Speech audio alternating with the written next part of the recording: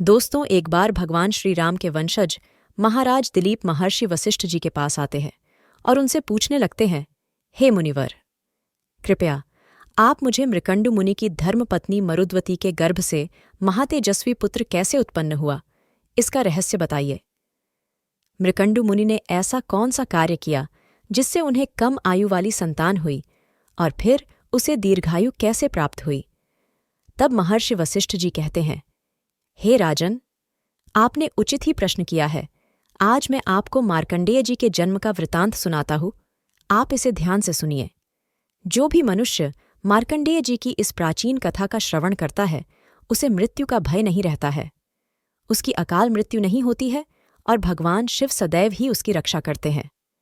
हे राजन, पूर्वकाल की बात है, पृथ्वीलोक पर महामुनि मृकंडु अपनी भार्या मरुद्वती के साथ अपने आश्रम पर निवास कर रहे थे। अनेक वर्षों तक उन्हें कोई संतान नहीं हुई, तो उनकी पत्नी ने उनके सामने पुत्र प्राप्ति की इच्छा प्रकट की। अपनी पत्नी की इच्छा को पूर्ण करने के लिए मुनि मृकंडु ने अपनी पत्नी के साथ मिलकर भगवान शंकर की घोर तपस्या करने लगे। अनेक वर्षों तक तपस्या करने के पश्चात भगवान शंकर उन पर प्रसन्न हुए और उन्हें साक्षात दर्शन देकर कहने लगे, हे मुनिवर, मैं तुम्हारी भक्ति से अत्यंत प्रसन्न हूँ, तुम अपनी इच्छा के अनुसार वरदान मांग लो। तब मुनि मृकंडु ने वर मांगते हुए कहा, हे परमेश्वर, आप मेरी तपस्या से प्रसन्न हैं, आपके दर्शन करके मैं धन्य हुआ हूँ।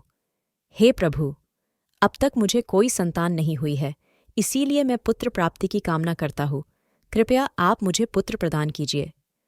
तब भगवान शंकर बोले, हे मुनिवर, क्या तुम उत्तम गुणों से हीन चिरंजीवी पुत्र चाहते हो या केवल 16 वर्ष की आयु वाला एक गुणवान एवं सर्वज्ञ पुत्र पाने की इच्छा रखते हो। भगवान शंकर के इस प्रकार से पूछने पर धर्मात्मा मृकंडु ने कहा, हे जगदीश्वर, मैं गुणहीन पुत्र नहीं चाहता, उसकी आयु छोटी ही क्यों न हो, किंतु वह गुणवान और सर्वज्ञ होना चाहिए। इसीलिए आप मुझे 16 वर्ष की आयु वाला गुणवान पुत्र ही प्रदान कीजिए। फिर भगवान शंकर बोले, हे मुनिवर, ठीक है, तो मैं तुम्हें यह वरदान देता हूँ कि तुम्हें 16 वर्ष की आयु वाला एक पुत्र होगा, जो परम धार्मिक, सर्वज्ञ, गुणवान, यशस्वी और ज्ञान का समुद्र होगा। वह तीनों लोकों में कीर्ति प्राप्त करेगा। इस प्रकार से वरदान देकर भगवान शंकर उस स्थान से अंतर्ध्यान हो गए। भगवान शंकर से वरदान पाकर मुनि मृकंडु और उनकी पत्नी दोनों संतुष्ट हुए और आश्रम पर चले गए। फिर कुछ ही दिनों के बाद मुनि मृकंडु की पत्नी मरुद्वती गर्भवती हुई। मुनि ने विधिपूर्वक गर्भधान का संस्कार किया। तदनंतर उन्होंने गर्भ के बालक में पुरुषत्व की वृद्धि के लिए एक शुभ दिन विधि के अनुसार अच्छे ढंग से पुंसवन संस्कार किया। जब 8वां मास आया, तब मुनि मृकंडु ने संतान की सुखपूर्वक उत्पत्ति के लिए सीमंतोन्नयन संस्कार किया, ताकि बालक का जन्म होते समय किसी प्रकार का विघ्न उत्पन्न ना हो। फिर बालक के जन्म का समय आने पर मरुद्वती के गर्भ से सूर्य के समान तेजस्वी पुत्र का जन्म हुआ। वह बालक अत्यंत सुंदर तथा तेजवान दिखाई पड़ रहा था। चारों दिशाओं में प्रसन्नता छाने लगी। समस्त देवता गण भी स्वर्ग से उस बालक के जन्म की प्रशंसा करने लगे। फिर बालक की शांति के लिए महर्षि वेदव्यास जी मुनि मृकंडु के आश्रम पर पधारे। साक्षात महामुनि वेदव्यास जी ने उस बालक का जातकर्म संस्कार किया। उसके बाद मुनि मृकंडु ने 11वें दिन बालक का नामकरण संस्कार किया और बालक का नाम मार्कंडेय रखा गया। उस बालक को देखकर नगर के समस्त निवासी आश्चर्यचकित होकर कहने लगते थे, अहो! इस बालक का रूप कितना अद्भुत है, इसके अंदर अद्भुत तेज है, इसके अंगों के लक्षण भी अद्भुत है। ऐसा प्रतीत हो रहा है साक्षात भगवान शंकर ही इस बालक के रूप में प्रकट हुए हैं। फिर मृकंडु मुनि ने 4थे महीने में बालक को घर से बाहर निकाला। 6ठे महीने में उस बालक का अन्नप्राशन कराया। फिर 2.5 वर्ष की आयु में चूड़ाकर्म करके श्रवण नक्षत्र में कर्णवेद किया। फिर मृकंडु मुनि ने बालक के ब्रह्म तेज की वृद्धि के लिए 5 वर्ष की उम्र में उसे यज्ञोपवीत दे दिया और उसे वेद पढ़ाया। फिर मार्कंडेय जी ने अपने गुरुओं से ज्ञान प्राप्त किया और अपनी विलक्षण बुद्धिमता से समस्त गुरुओं को प्रसन्न किया। इस प्रकार से वर्ष बीतने लगे और जब मार्कंडेय जी का 16वां वर्ष प्रारंभ हुआ, तो उनके पिता मृकंडु का हृदय शोक से भर गया। उनके संपूर्ण इंद्रियों में व्याकुलता छा गई। वे दुखी होकर विलाप करने लगे। अपने पिता को शोक करता हुआ देखकर मार्कंडेय ने अपने पिता से उनके शोक का कारण पूछा। तब मुनि मृकंडु ने मार्कंडेय जी से कहा, हे पुत्र, भगवान शंकर ने तुम्हें केवल 16 वर्ष तक की ही आयु प्रदान की है। अब तुम्हारी 16 वर्ष की आयु की समाप्ति का समय निकट आ चुका है। उसके बाद तुम्हारी मृत्यु हो जाएगी। अपने पिता का यह कथन सुनकर मार्कंडेय ने कहा, हे पिताश्री, आप मेरे लिए कदापि शोक न कीजिए। मैं ऐसी तपस्या करूंगा जिससे मैं अमर हो जाऊं। महादेव सभी को मनोवांछित फल प्रदान करते हैं। वे मृत्यु को जितने वाले त्रिनेत्रधारी सर्वज्ञ हैं। वे कालों के भी काल महाकाल है। मैं उन्हीं की आराधना करके अमरत्व को प्राप्त करूंगा। अपने पुत्र की बात सुनकर उसके माता पिता को बड़ा आनंद हुआ। उन्होंने अपने शोक का त्याग किया और कहने लगे, हे पुत्र, तुम अवश्य ही भगवान शंकर की शरण में जाओ। उनसे बढ़कर दूसरा कोई हितैषी नहीं है। जो संसार में किसी के लिए भी संभव नहीं है, भगवान शंकर उसे भी संभव बना सकते हैं। वे काल का भी संहार करने वाले हैं। भगवान शंकर ने ही समुद्र मंथन से प्रकट हुए अग्नि के समान भयंकर हलाहल विष का पान करके तीनों लोकों को बचाया था। इसीलिए हे पुत्र, तुम भगवान शिव की ही शरण में जाओ।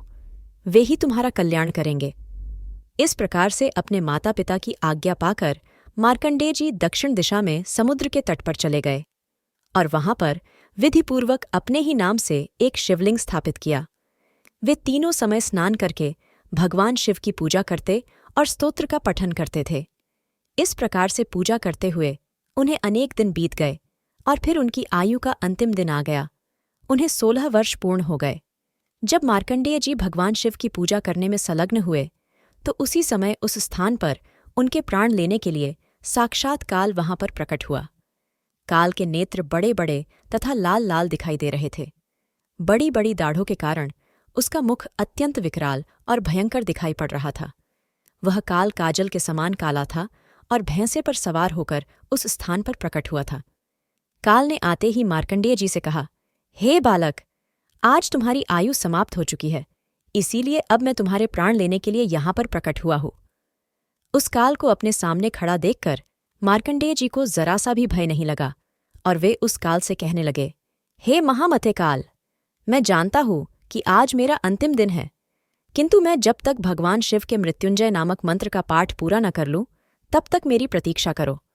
मैं शिव जी की स्तुति किए बिना कहीं भी नहीं जाता, भोजन और शयन तक नहीं करता। यही मेरा व्रत है। संसार में मुझे जीवन, स्त्री, राज्य, सुख भी इतने प्रिय नहीं है जितना मुझे शिव जी की स्तुति करना प्रिय है। यह सुनकर काल ने मार्कंडेय जी से हंसते हंसते कहा, हे बालक, तुम्हारी यह बातें सुनकर मुझे बड़ी हंसी आ रही है। लगता है तुमने अपने पूर्वजों की बात नहीं सुनी है। जो मनुष्य जवानी में ही धर्म के कार्य नहीं करता, वह बुढ़ापे में पश्चाताप करता है। 1 वर्ष के 8 महीने में धर्म के कार्य करने चाहिए ताकि बचे हुए 4 महीने सुख से बीते। मनुष्य को दिन में ही काम पूरा कर लेना चाहिए ताकि रात में उसे सुख से नींद आए। जीवन भर ऐसा कार्य करना चाहिए जिससे मरने के बाद सुख प्राप्त हो। जो काम कल करना चाहिए उसे आज ही करने में भलाई है। जब मृत्यु निकट आती है तो काल यह नहीं देखता कि उस प्राणी का काम पूरा हुआ है या नहीं। काल बिना विलंब किए ही प्राणी को ग्रहण कर लेता है। मूर्ख मनुष्य मृत्यु को सामने खड़ा हुआ देखकर भगवान को याद करने लगते हैं और पश्चाताप करने लगते हैं। हे बालक, ध्यान से सुनो, जिसकी मृत्यु नहीं आई है उसे सैकड़ों बाण भी लग जाए तो भी वह नहीं मरता, किंतु जिसकी मौत आती है वह घास का तिनका चुभने पर भी मर जाता है। मैंने इस पृथ्वीलोक पर निवास करने वाले सैकड़ों चक्रवर्ती राजाओं और तपस्वियों को भी अपना ग्रास बनाया है, इसीलिए तुम अब कुछ भी उपाय करके मुझसे बच नहीं सकते। मृत्यु से कोई चूक नहीं सकता, इसीलिए अब तुम व्यर्थ प्रयास करना छोड़कर मेरे साथ चलो। काल के ऐसे वचन सुनकर मार्कंडेय जी ने कहा, हे काल, तुम भी ध्यान से सुनो। जो भी भगवान शिव की स्तुति में लगे रहने वाले मनुष्य के कार्य में विघ्न डालता है वे शीघ्र ही नष्ट हो जाते हैं। इसीलिए मैं तुम्हें रोक रहा हूं। तुम मुझे भगवान शिव की स्तुति करने से ना रोको। जिस प्रकार से सिपाहियों पर राजा शासन करता है उसी प्रकार से शिव जी के भक्तों पर केवल उनका ही शासन चलता है, कोई उन्हें आदेश नहीं दे सकता। भगवान शिव के सेवक पर्वतों को भी विदीर्ण कर डालते हैं, समुद्रों को भी पी जाते हैं तथा पृथ्वी और अंतरिक्ष को भी हिला डालने में समर्थ होते हैं। इतना ही नहीं, वे ब्रह्मा और इंद्र को भी तिनके के समान समझते हैं। शिवजी के सेवकों के लिए कोई भी कार्य असंभव नहीं है। भगवान शिव के भक्तों पर मृत्यु, ब्रह्मा, यमराज, यमदूत तथा अन्य कोई भी देवता अपना प्रभुत्व स्थापित नहीं कर सकते। हे काल, क्या तुमने महान ऋषि मुनियों के वचन नहीं सुने हैं कि शिवजी के भक्तों पर कहीं पर भी आपत्ति नहीं आ सकती? सूर्य, ब्रह्मा, इंद्र आदि संपूर्ण देवता भी यदि शिव के भक्तों के विरुद्ध हो जाए तो वे उनका बाल भी बांका नहीं कर सकते। मार्कंडेय जी के इस प्रकार के वचन सुनकर काल को बड़ा क्रोध आ गया और वे आंखें फाड़ फाड़ कर उसकी ओर देखने लगे, मानो वे तीनों लोकों को निगल जाएंगे। क्रोध में आकर काल ने मार्कंडेय जी से कहा, अरे दुर्बुद्धि बालक, तू किसे चुनौती दे रहा है? गंगा नदी में जितने बालू के कण नहीं हैं, उतने ब्राह्मणों का मैंने संहार कर डाला है।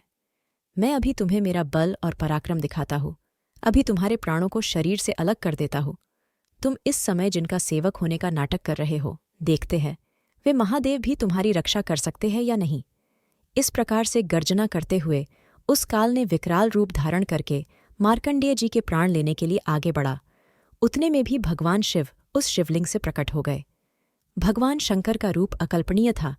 लंबी लंबी जटाएं, मस्तक पर चंद्रमा, गले में भयंकर वासुकी नाग, हाथ में त्रिशूल लिए शिवजी मेघ के समान प्रचंड गर्जना करते हुए काल के सामने प्रकट हुए और उन्होंने उसकी छाती में लात मारी। लात मारते ही काल पीछे हो गए और भयभीत होकर खड़ा रहा। भगवान शंकर को देखकर मार्कंडेय जी ने उनकी स्तुति करना आरंभ कर दिया। भगवान शिव के उस भयंकर रूप को देखकर काल भयभीत होकर भगवान शंकर से क्षमा याचना करने लगा और वहां से भाग खड़ा हुआ।